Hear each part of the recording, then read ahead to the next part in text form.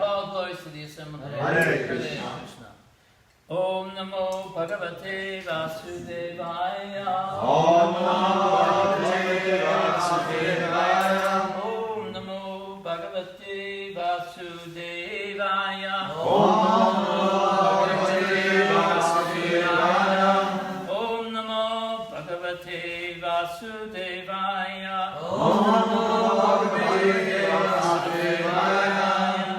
Narayanam Namaskritya. Narayanam Namaskritya. Naram Chaiva Narottamam. Naram Chaiva Narottamam. Deving Saraswatim Vyasam. Deving Saraswati Vyasam. Tato Jayamudiriye. Tato Jayamudiriye. Before reciting the Srimad Bhagavatam, which is our very means of conquest, we should first offer our respectful obeisances to the Supreme Personality of Godhead, Lord Narayan, to Narayan Rishi, the supremmost human being, to Mother Saraswati, the goddess of learning, Srila Vyasadeva, the author, and to Srila Prabhupada, our spiritual master.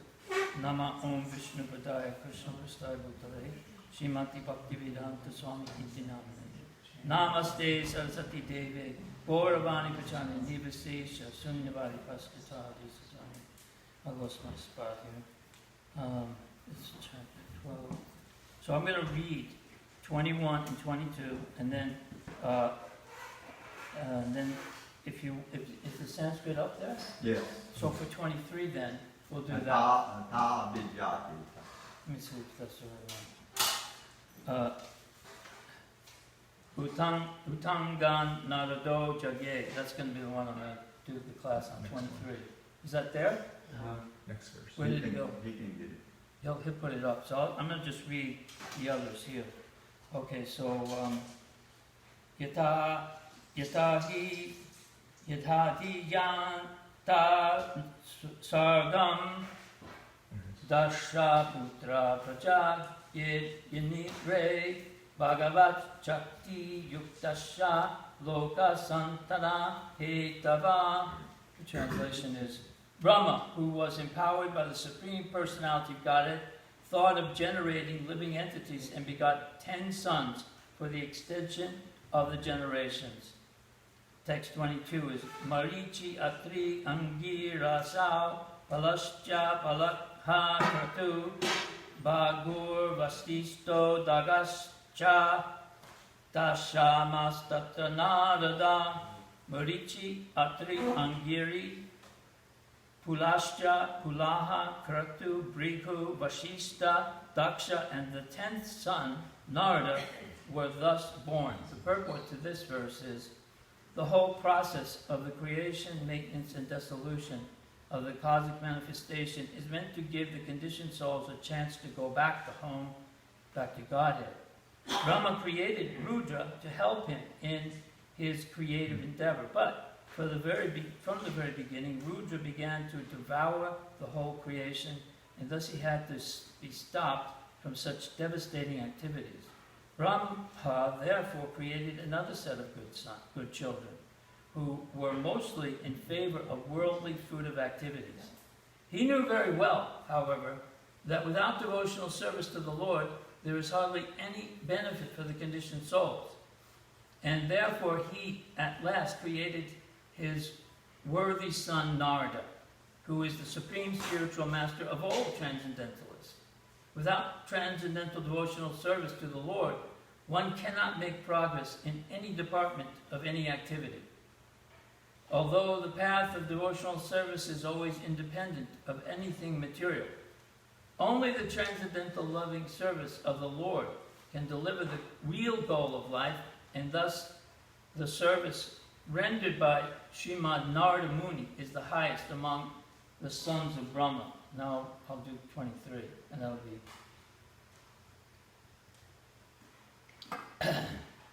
I'll chant the first line, you can repeat. Utsanga narado jage, Utsanga narado jage, Daksho nukushtat swayam bhuva, Daksho nukushtat swayam bhuva, Pranad vasishtat sanjato, Pranad vasishtat sanjato, Rigustvachi karat katu. Rigustvachi karat katu. So we can do the word for word on that one. Atsangat, by transcendental liberation. Transcendental liberation. Narada, Narada, Mahamuni, Narada. Jage, Jage was generated. was generated. Daksha, Daksha. Anugushtat, from the thumb. Swayambhuva, of Brahma. Pranat, from the life air.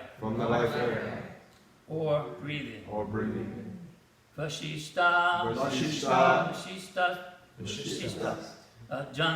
Sanjata, was born. Brigu, sage Brigu. Tvachi, from the touch. Karat, from the hand. Kratu, from the sage Kratu. So this is the translation. Narada was born from the deliberation of Brahma, which is the best part of his body. Vashishta was born from his breathing. Daksha from a thumb, Brigu from his touch, and Kratu from his hand. Please repeat. Narada was born from the deliberation of Brahma, which is the best part of his body. Vashishta was born from his breathing. Daksha from a thumb. Brigu from his touch. And Kratu from his hand. Purport by His Divine Grace, A.C. Bhaktivedanta Swami Srila Prabhupada. Narada was born from the best deliberation of Brahma, because Narada was able to deliver the Supreme Lord to anyone he liked. The Supreme Personality of Godhead cannot be realized by any amount of Vedic knowledge, or by any number of penances. But a pure devotee of the Lord, like Narada, can deliver the Supreme Lord by his goodwill. The very name Narada suggests that he can deliver the Supreme Lord. Nara means the Supreme Lord, and Da means one who can deliver. That he can deliver the Supreme Lord does not mean that the Lord is like a commodity that can be delivered to any person.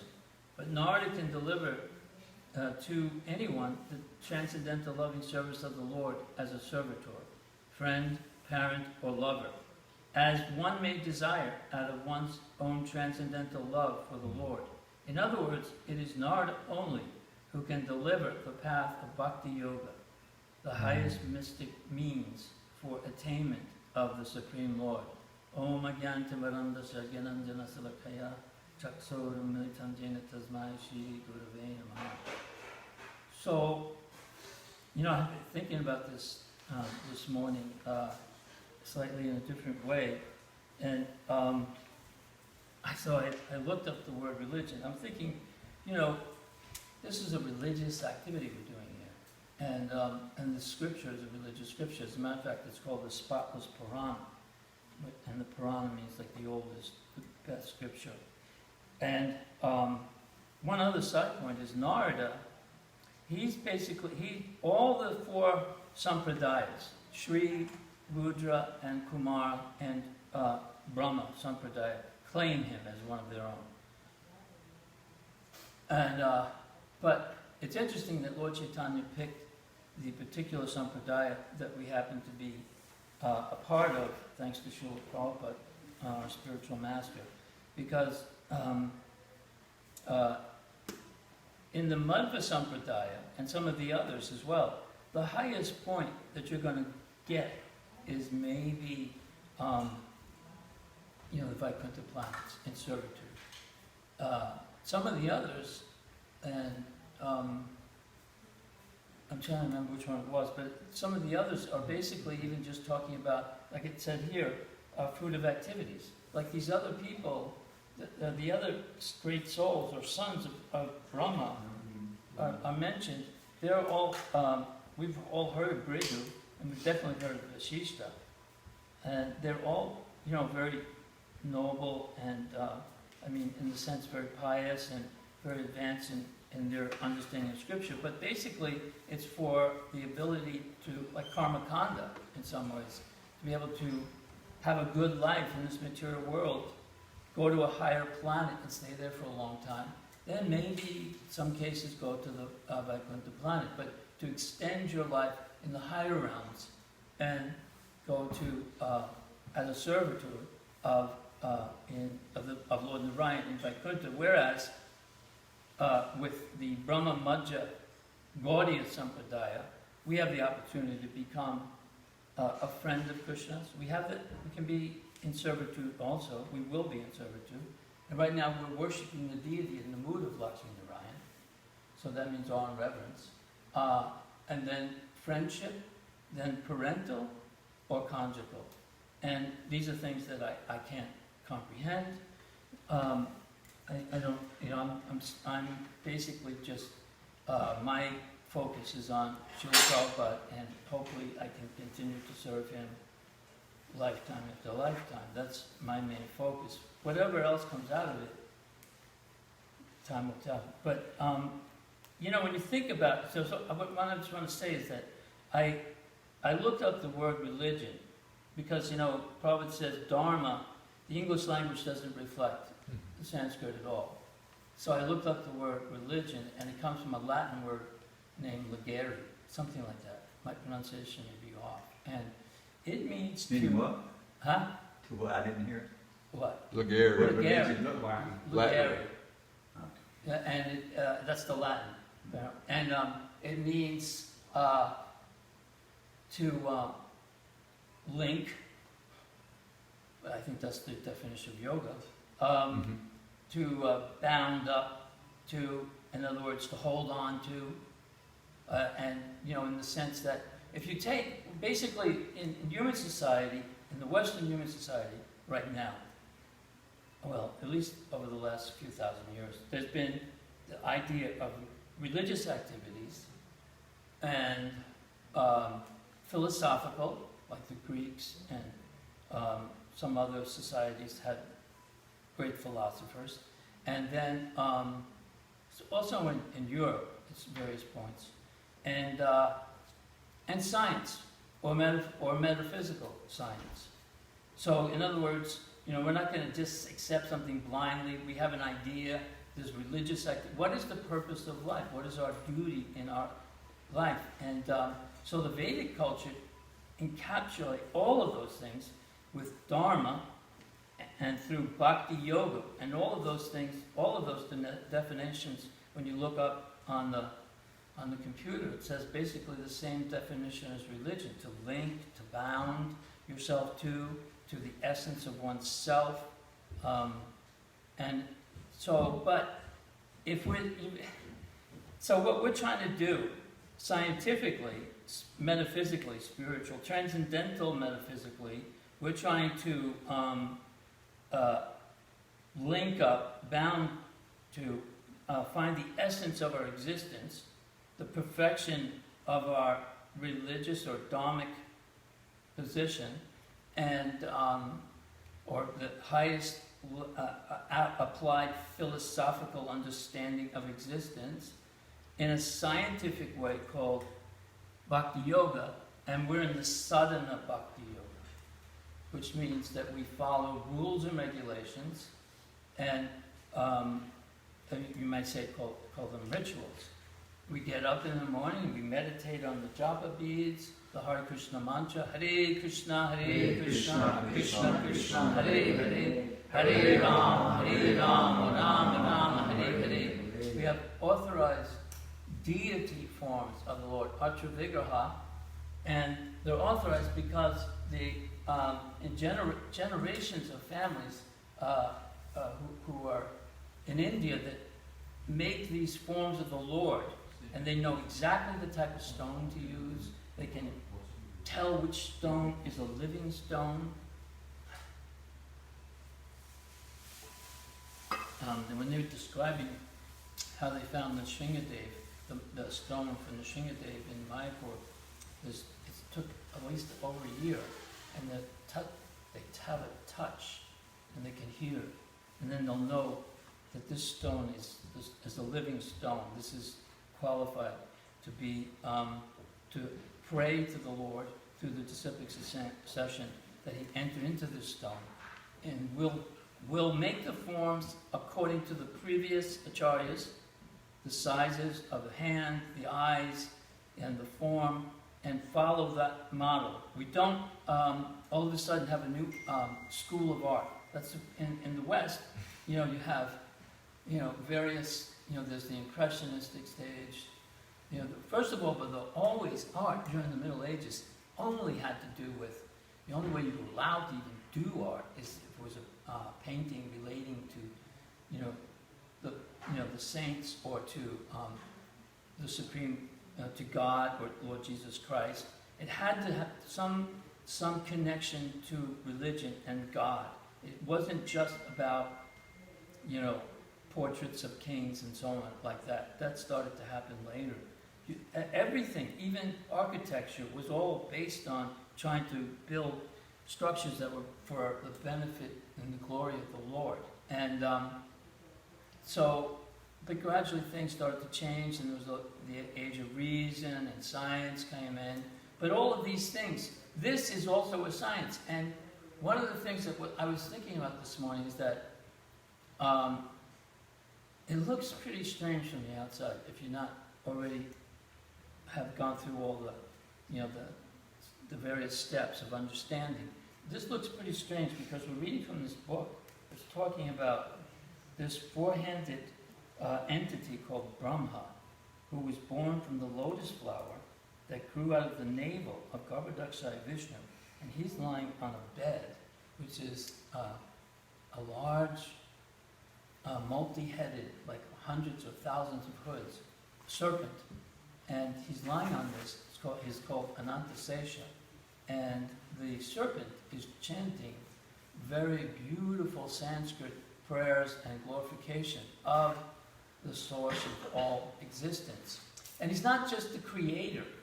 I've been meditating on this. It's not that God is just a creator. I mean, Krishna isn't he is existence. Our very existence. Everything that exists, he is that. We're particles of it. And I don't know how you all, I can't put my mind around that. And how could you? I mean, I remember when I was in college, I went up to one of the teachers after the class, and I asked him, I just can't get this idea, this concept of no beginning and no end. It goes on forever. everything is endlessly increasing. No beginning. There was never any beginning, there's never any end. He says, you think like this a lot? I go, well, lately I've been, he said, I don't think that's a good idea. That was the last time I went to that class. Because I didn't have to go, you just find out what the assignments were and show up in the auditorium to take the test. And I aced it, but this man has nothing to give me.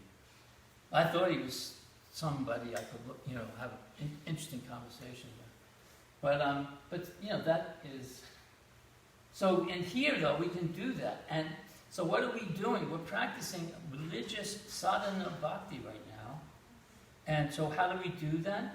We're offering very nice ghee wick candles on the branches of tulsi leaves made by Mahalakshmi and Kaivalya's helping too.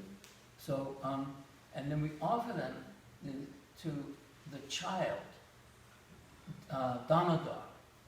And what is this child Damodar? This child Damodar is the Supreme Personality of Godhead Krishna as a child. God is a child, and what's happening in this particular pastime is he has a mother. God has a mother? How is that possible? How does God have a mother? He's existence.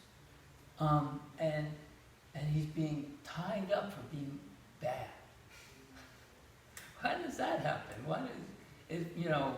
He was stealing. Thou shalt not steal. And he was stealing butter and yogurt and feeding him to monkeys. and all the other women who were married to the cow herdsman, and they were very, very, and he was distributing it to his friends, the other boys of his age. And they were all complaining because he wasn't just stealing from his father and mother's butter, ghee, yogurt. He was stealing from the neighbors as well.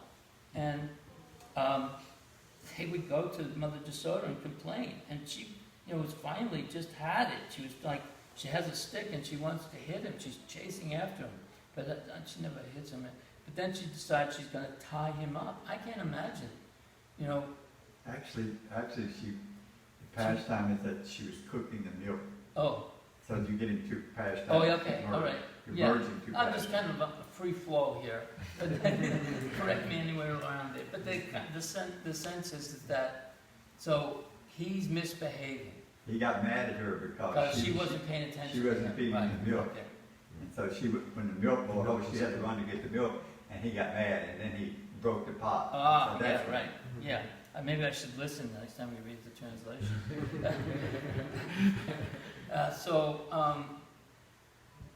Thank you. You're welcome. Don't judge me harshly.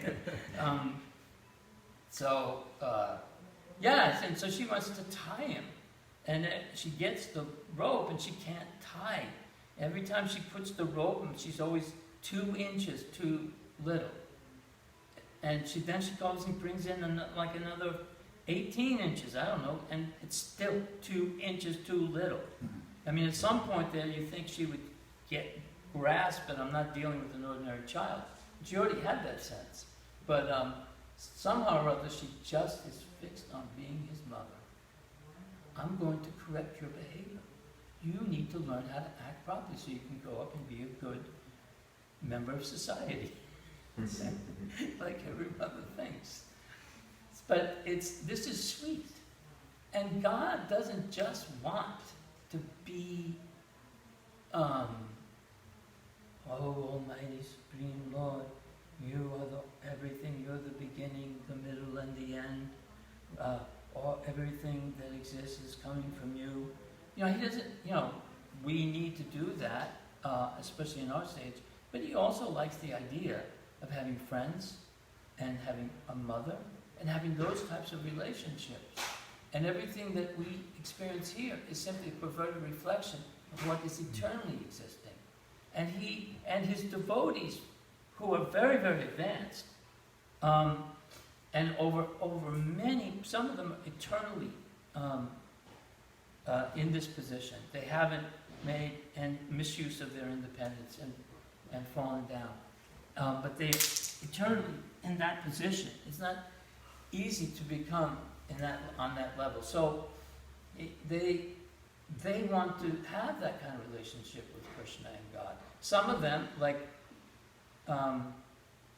it was Vasudeva and Devaki, they prayed that they could have the Lord as their son and went through a tremendous amount of austerities for many, many thousands of years.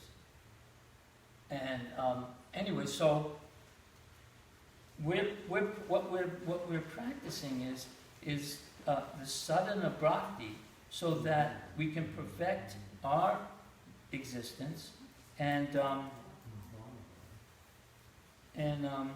I lost the train of my thought here. So, you know, I once, and I'm not saying this, you know, I'm comparing myself, but there's a tape that's in the following Prabhupada. It was done by Yadavar and his wife Vishaka, and so they're in Los Angeles, and Prabhupada is going to give a class on the Bhagavad Gita, and then he's speaking for about 10-12 minutes, and then something is going on we're not aware of it. Prabhupada looks up and says, "No, we cannot do that. Just stop right here." And it was like, boom. That was the end of it. He didn't finish the class. So, you know, we just have to understand, like we're trying, and I'm not trying to like say that has to be like that in every circumstance, but obviously there are emergencies, and I myself sometimes have to pull somebody out and talk to them. So, but I'm feeble-minded. Anyway, I just thought I'd bring that up to meditate on. If you see it, when you see Prabhupada do it, you realize, you know, okay, I'm not going to do that again. So what I was talking about, that this is a very strange kind of religion. This is, or dharma. Actually, it's not just a religion. We're trying to revive our dharma, and it's a science. And the science, we just like when you're performing experiments in a chemistry lab, you have to keep the room at a certain temperature. Everything has to be very clean. You have to wear certain types of clothes. Gloves may be required. The chemicals have to be, you know, the right levels have to be added in at the right time with the right temperature in order for there to be the proper chemical reaction to see whether or not your experiment is going to have the proper effect, the proper result. So that is the way it is. But in Kali Yuga, it's very difficult. We try to follow the best we can, but we time, place, and circumstance, and we don't have all the ingredients that are necessary to properly worship the deity. Our attire may not be like, for instance, I happen to wear socks when I go on the altar, which is completely inappropriate, but that's what I do, and I have my reasons. And so nobody, you know. So, but the point is that hopefully Prabhupada overlooks those things, and the deities overlooks those things. But we should try to follow the best and the right mood of devotional service and practicing this bhakti yoga, so that we can perfect our lives. And, was it that verse of Bhavanam Jamanamante, Jnanavamam Papajante, Vasudev Sarvamiti, Samahatma Sudurlabha. I think that's in the 7th chapter of Bhagavad Gita. Bhavanam Jamanamante, Jnanavamam Papajante, Vasudev Sarvamiti, Samahatma Sudurlabha. And it's 7th chapter. I don't know if it's 16 or 26 or 27, something like that. Anyway, so many thousands of men strive for perfection, few achieve it, and then out of those who do, still many more thousands of men. it's finally someone does achieve that position. So here, Brahma's creating these sons to help him establish the universal, creation that he's been Krishna has given him this responsibility. His first creation was ignorance, and then his second creation was the 4 Kumars, and they rejected his proposal to go out and create progeny because they felt like the whole universe itself was giving the jivas a chance to fulfill their inappropriate desires. But this was Krishna's plan, and they didn't want to be a part of it. They wanted to cut the ties from the cycle of birth and death, the wheel of samsara. So they wanted to stay celibate for life and maintain their position as transcendentalists. So then Brahma becomes extremely angry. And from that anger, Rudra comes about, and then he has something like 10 children or something. And then they're a little bit destructive in the beginning. They can be, there is position for someone, there are reasons sometimes for being angry. That, like say Prithu Maharaj, when he saw Mother Earth not supplying foodstuffs, he chased after her and chastised her. And then she explained why she wasn't, and then they came to an understanding. So she began to supply. So there is time, place, and circumstance for anger. Like I mentioned before, that Srila Prabhupada, some people came in to challenge him. Why are you giving the Gayatri mantra to these malechas? They're not even malechas, these people from across the sea. And they got into a huge argument, according to Sri Kirti. And it was all in Hindi. But then for the next 2 weeks, Prabhupada spoke on this point, that it's not about birth or nation. It's, Chaturvana Mayashishtam, Guna Karma Vibhagasa, Guna and Karma, your quality and your activities, not your birth or your caste, whatever. It's your qualities. So, and Prabhupada has this process that's coming from somebody like Narada Muni. Brahma then Brahma, he has these 10 sons, and amongst them, there's Narada Muni. Narada Muni is like, you can't get it better. If we're frustrated with our attempts to do things, just think you're Lord Brahma, you're the most pious living entity in the universe, empowered directly by the Lord. You're so intelligent, you need 4 heads, and you are creating to get this thing done right. And so far, things aren't going that well. But then you have Narada Muni. Because Vishishta is a very interesting personality. Vishishta said that he lives, there's no calculation, millions of years. He was the priest for Dasarath when he needed to get a son. It was Vishishta who did that. And the story about Vishishta with Vishwamrita, that is an amazing story. It's in the Ramayana. Vishwamrita at the time was the emperor of the world, very powerful. His entire army was there. And they happened to come upon Vishishta's hermitage. And Vishishta insisted on preparing a feast for them. And they said, no, they appreciated his situation. He had a vast army. And he said, no, I'm going to provide for you. And then he brings out this cow, this Arabi cow. And out of the milk bag, the entire, this is real. I'm not making these things up. This is, you can say, oh, this is just some foreign folklore from a different country. But God is not, like Krishna is not an Indian word. This isn't an Indian religion. This is a process that is meant for human beings. And so it's not foreign. Otherwise, then, why are we following something from the Middle East?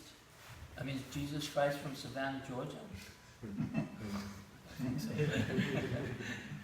I don't think so.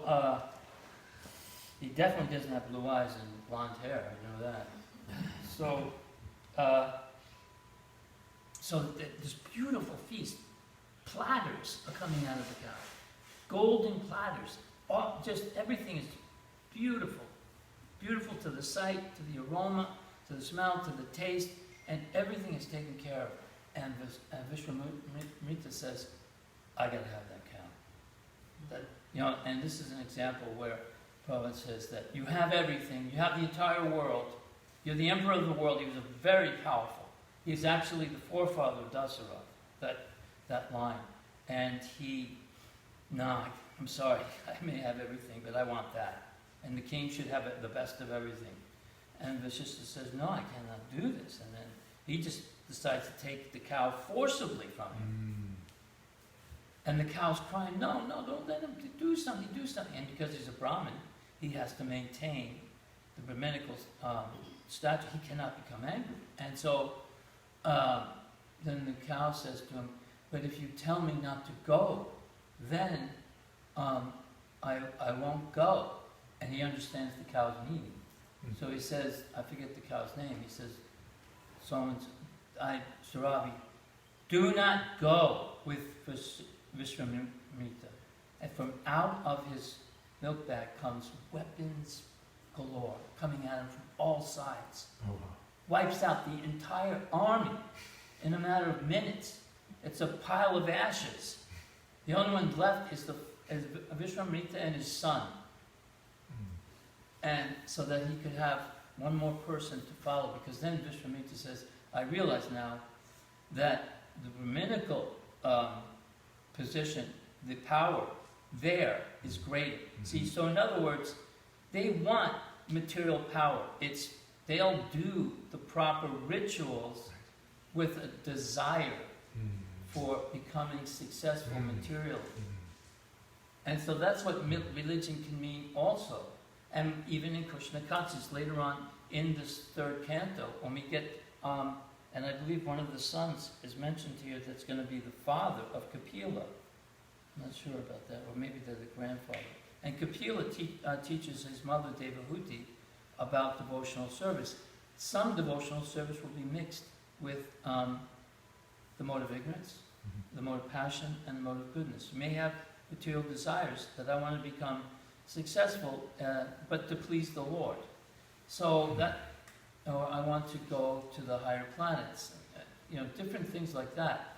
So all of those things are there, but then you have somebody like Narada Muni who can deliver you God.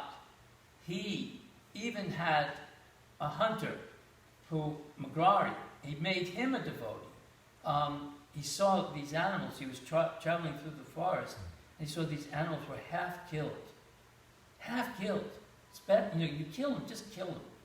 And so Narada Muni searches out, finds Magrari, and he says, what are you doing? He says, what do you mean, what am I doing? This is what I always do.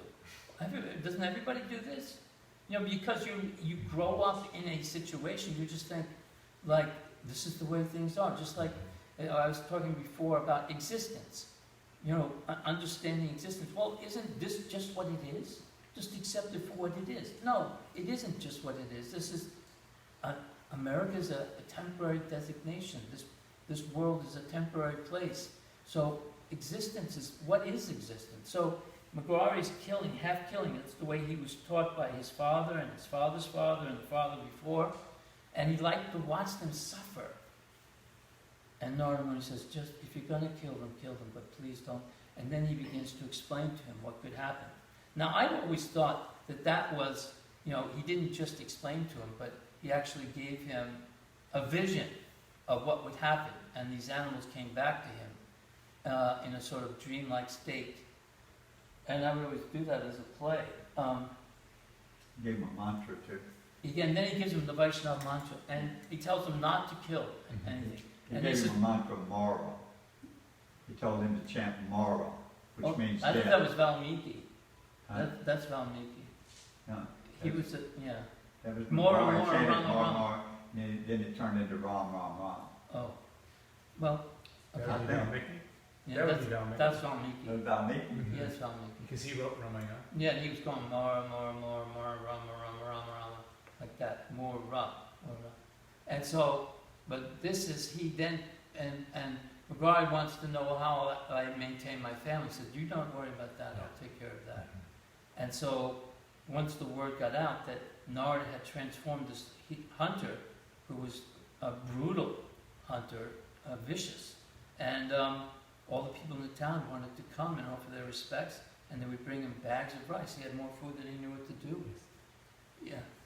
Yeah. And then one more thing is, then he had this cobra, or a venomous serpent anyway, and he converts him, and so when he comes back to see him, he seems very morose, and he asks the snake, what's the problem? He says, well, now everyone knows that I'm, I can't bite them, so they just tease me and throw sticks at me and make fun of me. And I can't do anything to defend myself. And then Narada Muni said, well, I said not to bite them. I didn't say don't show your fangs. So then he realized he could show the fangs, and then they would leave him alone. He would threaten, and then they'd back off and leave him alone because they're dealing with a snake. So Narada Muni has been involved in so many pastimes. He convinced Ravana to stop destroying the human beings. He said, why are you wasting your time with the human beings? They're going to die anyway. They're pathetic. They're always sick with diseases. They have short life. They don't have that much wealth, really. They're very, it's almost like he's describing, like a monkey or something like that. And he said if you were really, really interested in finding someone fit for because he had a Kshatriya spirit, he wanted someone that would challenge him. He said, you should go to the Lord Yamaraj's place, and he's the Lord of Death. Challenge him. And he does. He goes there, and at one point they're just about to go at it. And there's been a lot of fighting back and forth, and Yamaraj is about to take care of it. And then somebody comes to him and says, no, leave this one alone, let it go, back off, because we have another plan for him. The Supreme Lord wants to deal with him personally. And that's in that Dharma, the one that's authorized by the by BBT. I forget his name, Dharma something. That devotee. Krishna Dharma? Huh? Krishna? Yeah, I think it's Krishna Dharma. It's something, but it's the reminder that we have here selling, Krishna Dharma. Yeah. So, and so that's Narada Muni. Then you have Brigu. Brigu, he has an interesting pastime where they're all discussing, all the sages are discussing on the bank of the river Saraswati. This is in the Krishna book. I think it's in the last pastime or in the Krishna book. And they want to know who's greater, Shiva, Brahma, or Vishnu. And so he goes and tests them, and he insults Lord Shiva. First he insults Lord Brahma by not offering any respect to him. Doesn't say anything, just mentally offends him. Brahma becomes offended.